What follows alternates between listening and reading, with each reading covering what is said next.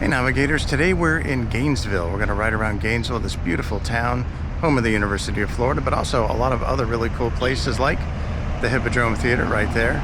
So we're going to ride around this hilly, beautiful city with loud trucks. And so let's hit the road.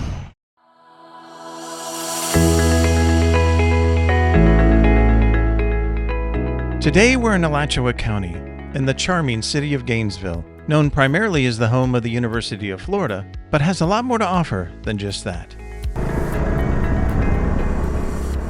Hey Navigators, today we're riding through the roads of Gainesville, Florida. This small college town in North Florida is more than just a town that services the University of Florida. It's got great neighborhoods, a charming downtown, and a cool history. Gainesville's history goes back, and I mean way back. Archaeological evidence shows that native inhabitants lived in the region for over 12,000 years. 12,000 years. I mean, think about it this way. The U.S. is approaching its 250th anniversary. That means the natives lived here as long as 48,000 U.S.'s. That's really hard to comprehend. In 1854, the town was officially founded, named after General Edmund Pendleton Gaines, a hero of Seminole Wars and also known for capturing Aaron Burr. The town of Gainesville emerged when Alachua's county seat moved from Newmansville, which is near modern Alachua, after the residents voted for a more central location. So a 40-acre tract donated by Major James Bailey became the town site, centered around a courthouse square. And that's how all these small towns exist. They're a county seat where the courthouse is located, a downtown is built around that, and old neighborhoods around that. And that's what makes these little Navi trips great, because everywhere you go, there's going to be a cool courthouse, a cool old historic downtown, and around that area is going to be some really neat old houses. By 1856, a new courthouse solidified Gainesville's status, and the town grew rapidly. Stores, hotels, homes, all sprouting up along Main Street.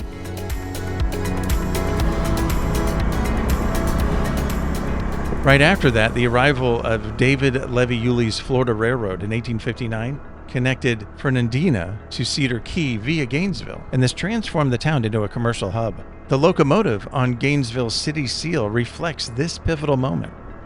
By 1860, property values soared, and the town boasted of a population of 269 people. And Gainesville was incorporated as a city in 1869.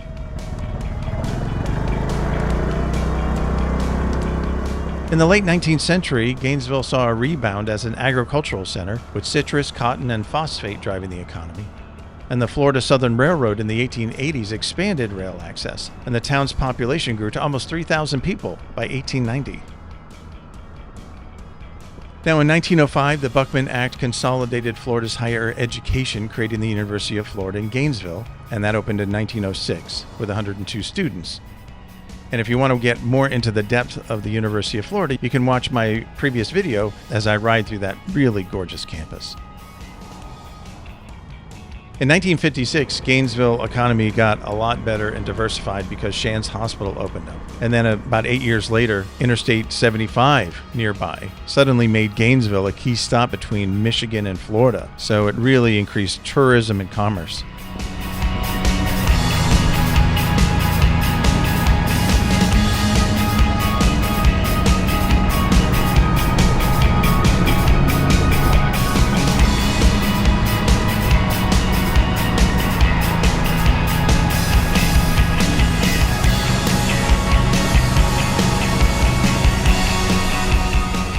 Now this is the Hippodrome Theater, which I want to get to in a little bit, but first, it started out as a federal building. It was built between 1909 and 1911. It has 2-foot thick floors, 20-foot high ceilings, ornate Corinthian limestone columns, bronze-clad doors, and a clay tile hipped roof with limestone scrollwork. I mean, it's gorgeous. Inside it has one of Florida's oldest working elevators, a 1924 Otis model. And it's operated manually by closing a screen and a door and pulling a crank. And I've actually used that when I was in college. It's pretty cool. From 1911 to 1964, the building housed the U.S. Post Office on the first floor, the courthouse for the United States District Court of the Northern District of Florida on the second floor, and the Federal Land Office and the District Attorney's Office for North Florida on the third floor. In 1964, however, the postal needs of Gainesville had outgrown the federal building, and it had to be relocated. And by the 1970s, Gainesville's downtown was struggling. They had empty storefronts, businesses and shops were closing, and crime rates were rising, and so the building was empty. And that's when the Hippodrome Theater stepped in. But one of the things I really started to appreciate since taking these Navi rides is the older architecture in comparison to the newer architecture. And there was a time where there was a classical approach to artwork, including architecture, with the Roman columns and all these other things. And there was just a classical universal understanding of beauty. And you can see this here. So over here on the right, and I wish I was looking for these. These are like, look at this Victorian home back there. I was looking for them and I missed them when I was driving. So I just caught them on my Insta360. But compare those beautiful old homes. And then in like the 60s, architecture moved from classical style to like modern styles or fads. And they broke away from this historical understanding of beauty and focused more on what was culturally popular at the time.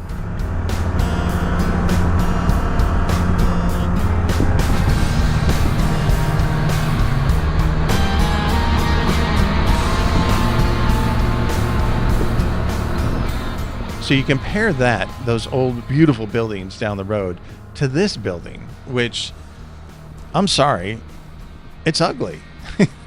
At least for me. I mean, it's just, so I don't know what inspired this to be. Is it supposed to be beautiful, or is it just supposed to be different? I don't know. I wish architecture would go back and just be beautiful again and go back to the neoclassic understanding of beauty and art, because it doesn't take more effort to build an ugly building as it does a beautiful building. And I just wish our definition of beauty, and maybe this is just me, but I wish our definition of beauty would return to the old classical styles, because those are timeless. Fads are not.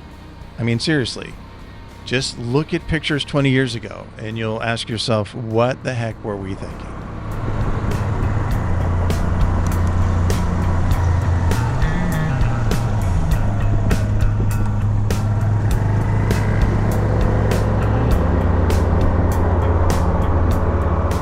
All right, you know what time it is? It's time to feed Algo the alligator. As you know, as I've said before, there's no one watching these YouTube videos at Google or YouTube deciding whether something is popular or should be shared.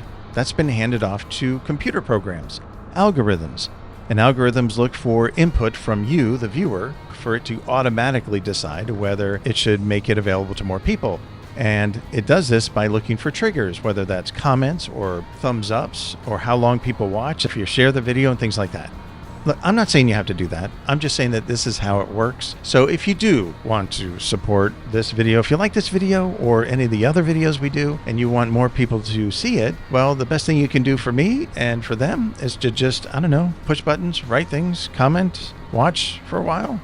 I don't know. Whatever you want to do is fine with me. But anything you can do is helpful. But again, that's entirely up to you.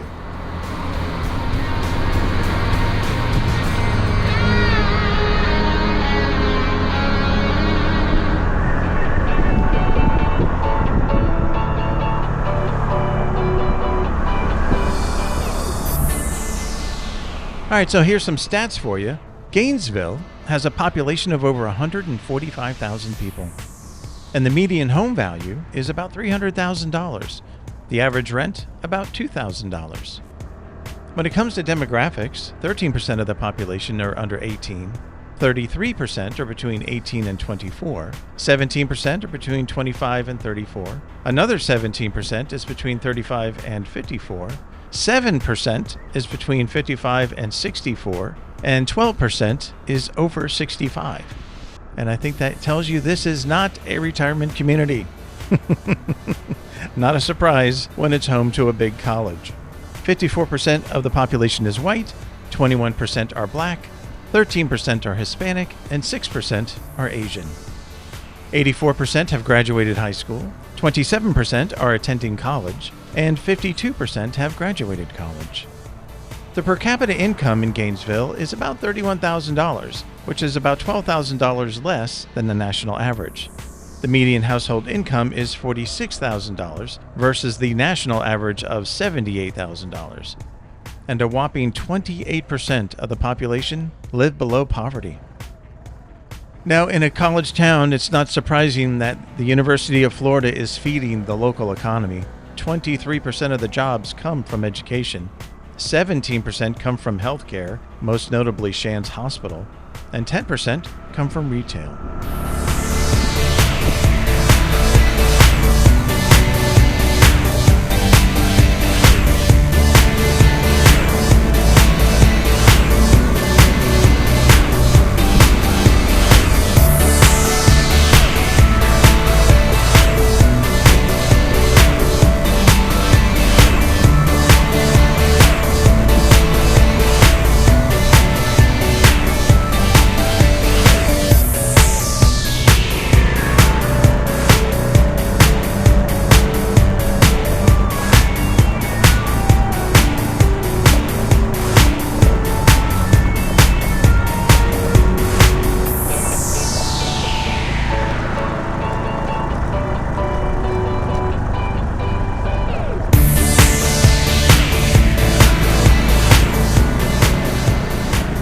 So let's get back to talking about the creation of the Hippodrome Theater. I was very fortunate when I was in college to have acted in this theater in a professional manner. And it was one of the best theater experiences I ever had.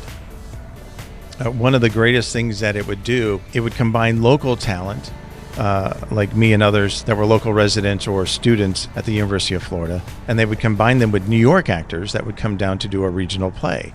And I was fortunate to have been in a couple of plays with some really exceptionally talented New York actors. And this was when Law and Order was at its heyday in the 90s and so forth. And it was so funny because I would perform with these actors and they were tremendous people, always just interested in helping me further my career, giving me advice on how to approach agents and all these other things. It's just tremendously giving people. And then I'd watch television and one of the women I acted with, she was like a recurring judge on Law and Order. I mean, everyone I acted with in the shows there, they would eventually end up in Law and Order because that was a #1 show that was being filmed in New York, and it was filmed in New York, I think, for over like 20 years. So eventually I got to see all the actors that I'd worked with from New York on Law and Order. So that was kind of cool. But the Hippodrome was founded in 1972 by Bruce Cornwell, Gregory Hausch, Mary Hausch, Carrie McKinney, Marilyn Wall, and Orrin Wexberg. And I actually had met quite a few of those people when I worked there. Now, the theater company started out in a converted hardware store, and they had 7 main stage productions, and they toured 2 productions for children. 2 years later, 1975, the Hippodrome moved into a large empty warehouse, and they used that as their theater for the next 5 years. And it was in 1979 that the Hippodrome moved into the Federal Building, and they opened its doors in 1980. And just a year later, in 1981, the Hippodrome was designated as a State Theater of Florida. It's one of the leading regional theaters in the country, and they get really great talent for their productions. Today, the theater has produced more than 100 world, American, and Southeastern premieres in its history.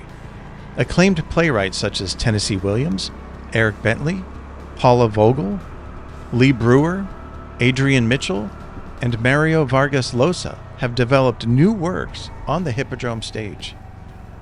If you ever get a chance to go to a play at the Hippodrome, or to just go to the art gallery or the cinema, I highly recommend you do. The productions, the quality, the care for the artwork is just top-notch. And it's so cool that it's tucked away in this little northern Florida town of Gainesville, Florida. This is the kind of stuff that makes riding Navis through these small towns so cool.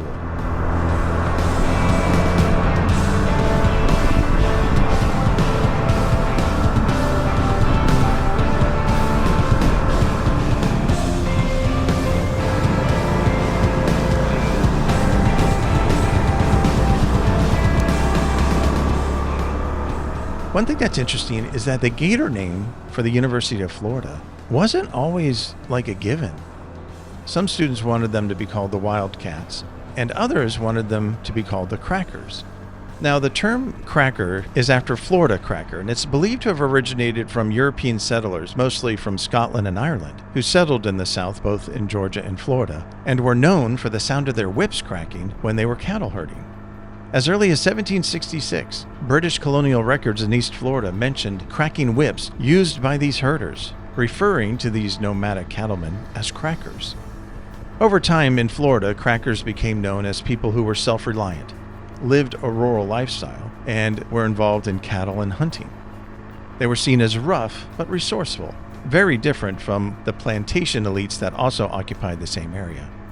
The term became a badge of honor and pride for some, symbolizing their independence and a connection to Florida's frontier, and it's deeply tied to areas, particularly in Alachua County where Gainesville is located. The Florida Cracker Trail is a historic cattle driving route, and they hold events like the Great Florida Cattle Drive to celebrate this heritage. In William Bartram's 1791 Traveler's Book, he described Florida crackers as cattle drivers with a distinct lifestyle. And Marjorie Kinnan Rawlings in 1942 Cross Creek further romanticized cracker culture, embedding it in Florida's literary identity. So what was the tipping point that made UF select the Gators instead of the Crackers? Well, it turned out that a local vendor decided to print alligator pennants in 1911, and this apparently tipped the scales. So they didn't become the Wildcats or the Crackers. Some guy printing some pennants turned them into the Gators forever.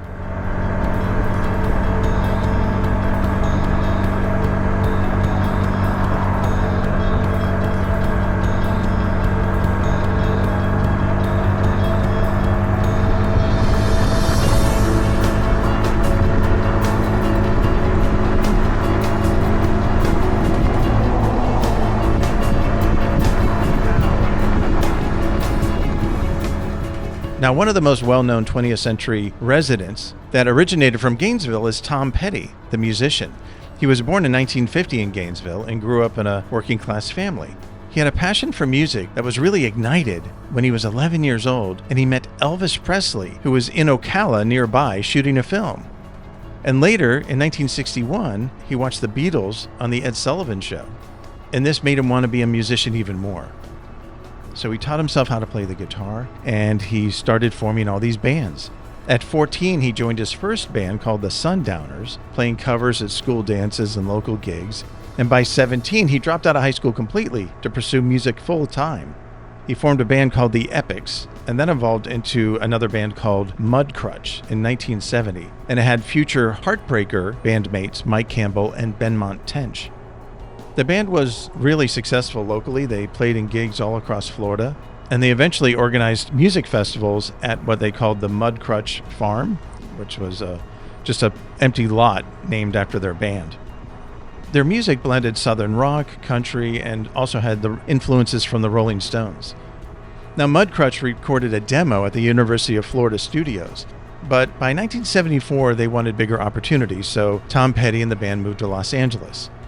In 1976, they formed Tom Petty and the Heartbreakers, adding even more fellow Gainesville residents, Stan Lynch and Ron Blair. Now, they went on to create a lot of major success. They were very popular in the 80s, especially with the advent of MTV. And Petty was eventually inducted into both the Rock and Roll Hall of Fame and the Songwriters Hall of Fame. He won 3 Grammy Awards and received numerous nominations. He performed during the Super Bowl in 2008, and he sold over 80 million records worldwide.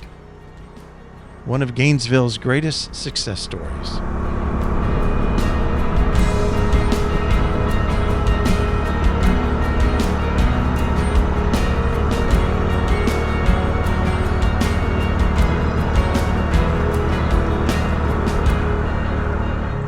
One of my favorite experiences, whether it was riding a bike through Gainesville when I was in college or riding my motorcycle now through the neighborhood streets, is just how beautiful Gainesville is to travel through. It has so many trees. It's known as Tree City, USA for the number of trees and its care for the trees in the area. It has beautiful hilly landscape. The neighborhoods, of course, they're varied as any town will have, with beautiful homes and average homes and more dilapidated homes, but just a general ride through the area is just really, for me, relaxing. It's just peaceful and beautiful and enjoyable. And it's always been one of my favorite things about Gainesville, whether it was when I was a student decades earlier or today on the road. It's just a nice, pleasant ride.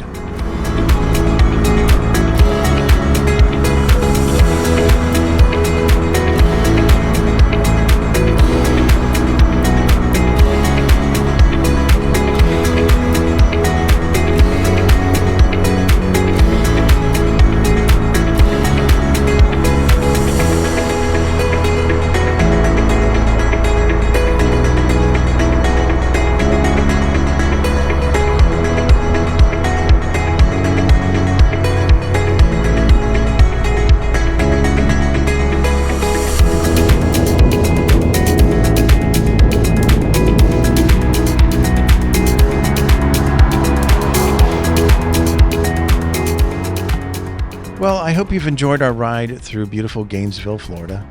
If you get a chance to visit, please do. There's certainly a lot to do here within the town itself or all the things connected with the University of Florida.